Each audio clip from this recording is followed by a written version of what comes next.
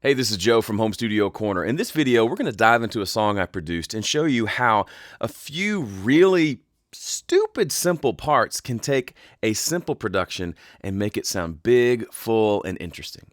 I was listening to an interview with Ed O'Brien from Radiohead recently, and he was talking about how he played a show, he headlined a show where I believe Robert Plant and Jimmy Page were playing. This was in like the late 90s.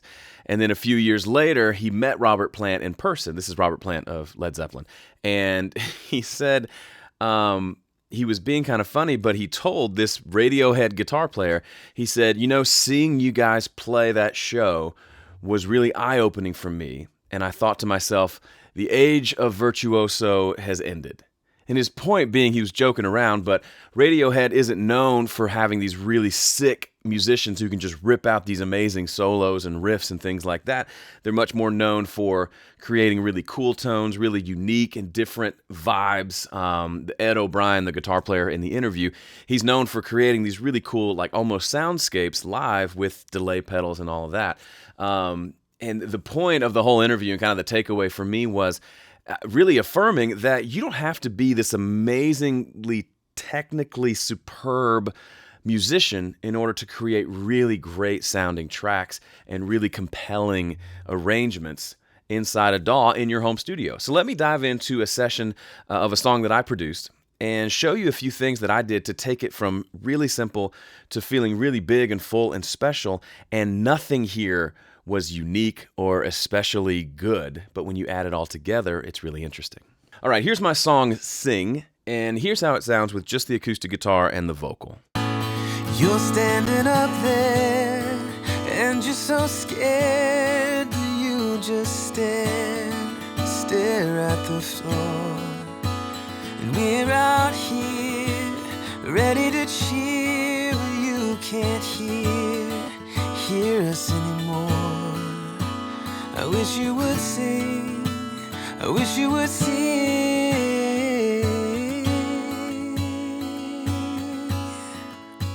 So you clenched your fist. Now, it goes without saying that the song needs to stand by itself with just an instrument and a singer. But in the studio, we can add more things and do more production stuff, and it doesn't have to be complicated. For example, let me play you some of these parts so you can hear just how almost embarrassingly simple they are. Here's an acoustic guitar that comes in during the intro.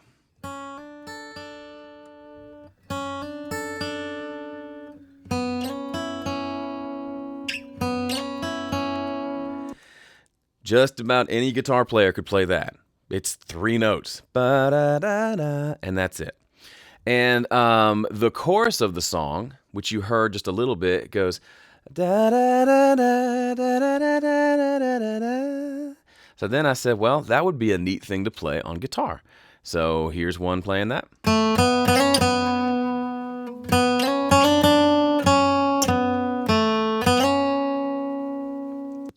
It's literally just playing a few notes. Rehearse it a couple times and you've got it. Then I thought it'd be cool to play that up an octave.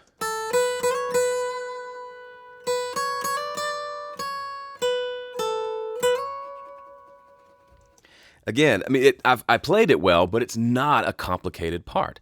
The 3 of those stupid simple parts together, along with the original guitar,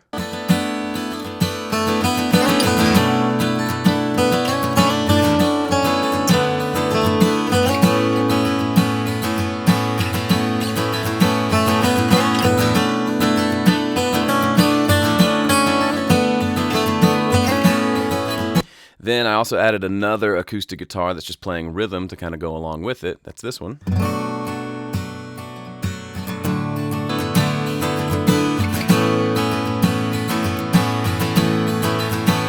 You got 2 guitars there doing the strummy thing, and then you got these really simple parts doing the little melodic thing that's almost like a call and response. And nothing here has been complicated. Then you want to go one step further into just insanely simple parts. I thought it'd be really cool to have just some high droney parts, but I want it to be acoustic. So I recorded a couple of like little octaves and fifths. As you can see, these are just basic like 4-bar loops, and I just looped it over and over. So I recorded this. Hang on, let me do one thing. Yeah, I recorded this. And then I recorded this.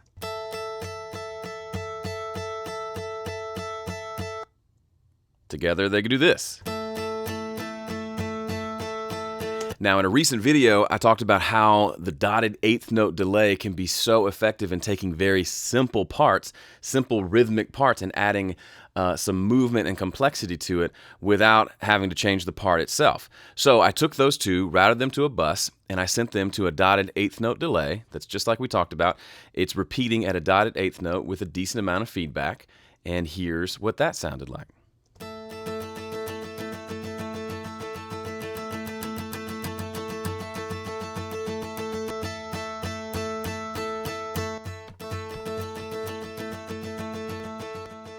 So it essentially just created a more advanced, like a faster strumming pattern without me having to play that. And it also it made it just a little bit more interesting because I'm only playing on the eighth notes, but it's adding in these other, anyway, again, anybody can play this. And the delay adds in just some more interesting stuff. So if you add all those things together, just from the acoustic guitars in the song, not to mention the production, you end up with something pretty interesting.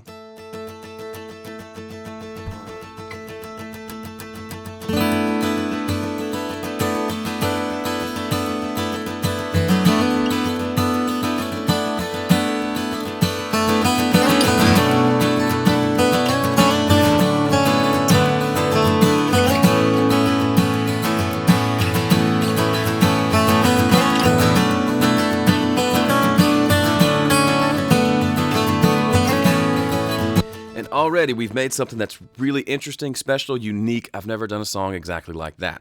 Add in a really simple djembe hit that I recorded once and looped.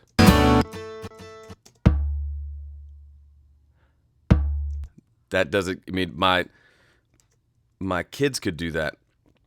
Like, when they were 2, they could hit the thing once. Like, it doesn't take a lot of talent to do that. A couple of shaker tracks. Takes a little bit of practice, but you really just have to get 2 bars worth and then loop those. Actually, it's just 1 shaker track. Then a couple of tambourines. Same thing. Just get 2 bars that sound pretty good, then you can loop them.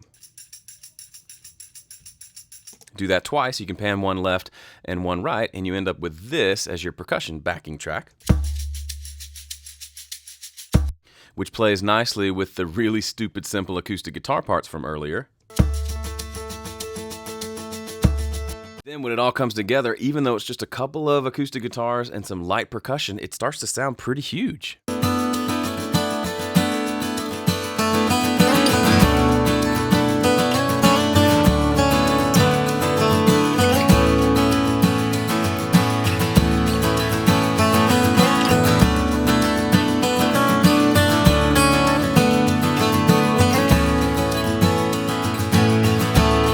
You're standing up there, and you're so scared.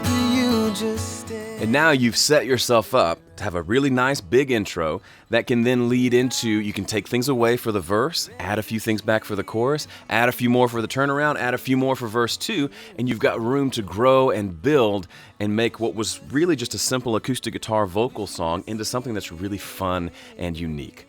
I love doing this type of stuff, and as you can see, yes, it takes time to develop an ear to even hear these parts, but a big part of this was me sitting in the studio for a couple of hours just goofing around with the record light on and playing a few parts and listening back and saying, that's kind of cool, let me add something else on top of that. Okay, that's kind of cool, let's just kind of keep that process going, and eventually I landed on something like this. For every good idea in this song, there were probably 10 bad ideas, but none of them, as you've heard, none of them are complicated at all. It just takes taking simple parts, putting them in the right place, and then you've got something special.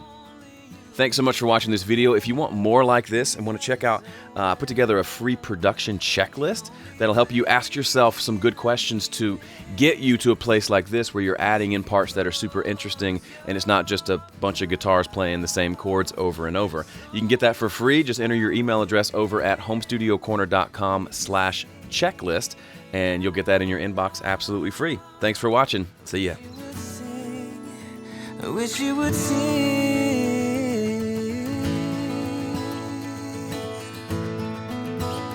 We need to hear the story that only you can tell. tell it so well.